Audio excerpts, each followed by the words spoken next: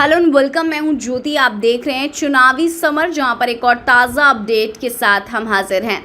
हाथरस कांड पर शिवसेना ने भाजपा को किया बेनकाब।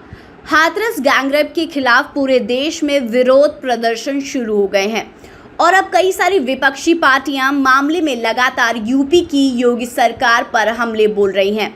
दूसरी ओर चंद्रशेखर आजाद रावण कांग्रेस और तृणमूल कांग्रेस के कई सारे सांसदों ने हाथरस जाने की कोशिश भी की है, लेकिन यूपी पुलिस ने उन्हें रास्ते में ही रोक दिया। वहीं अब इस मुद्दे पर शिवसेना ने जोरदार हमला बोला है। आपको बता दें कि उद्धव ठाकरे ने ये कहा कि हाथरस कांड के पूरे प्रकरण की जितनी भी आलोचना की जाए उतनी कम है। उन्होंने कहा कि जब इस तरह की घटनाएं यूपी में होती हैं तो हम आमतौर पर कुछ समय के लिए इस पर चर्चा करते हैं या फिर भूल जाते हैं, लेकिन महाराष्ट्र में ऐसी घटनाएं होने नहीं दी जाएंगी।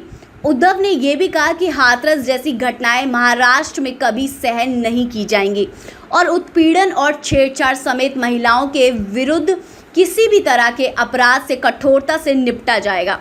उन्होंने ये भी कहा कि अपराधियों के अंदर पुलिस का डर होना चाहिए और उन्हें क्षेत्र में ऐसी आपराधिक गतिविधियों को कुचल देना चाहिए। ठाकरे ने यह भी कहा कि पुलिस व्यवस्था ऐसी होनी चाहिए, भले ही कहीं पुलिसकर्मी मौजूद नहीं हो, वे दिख नहीं रहे हो, तो भी लोगों को सुरक्षित महसूस होना चाहिए। वहीं शिवसेना नेता प्रियंका चतुर्वेदी ने यह भी कहा कि हाथरस मामले के प्रति यूपी पुलिस और सिस्टम की गंभीरता कितनी है, ये साफ साफ दिखाई दे रहा है। उन्होंने ये भी कहा कि ये वही राजनीतिक पार्टी है जहां कुलदीप सिंह सेंगर जैसे लोगों को पार्टी में रखा जाता है और संरक्षण प्रदान किया जाता है। उन्होंने ये भी कहा कि सरकार कभी भी ये नहीं चाह रही है कि बेटियों को इंसाफ मिले।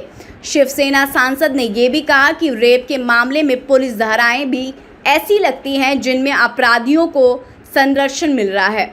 उन्होंने ये भी कहा कि यूपी सरकार महिलाओं को सुरक्षित माहौल नहीं दे पा रही है। वहीं अक्सर यूपी पुलिस मामले को गलत बताकर केस ही दर्ज नहीं करती है।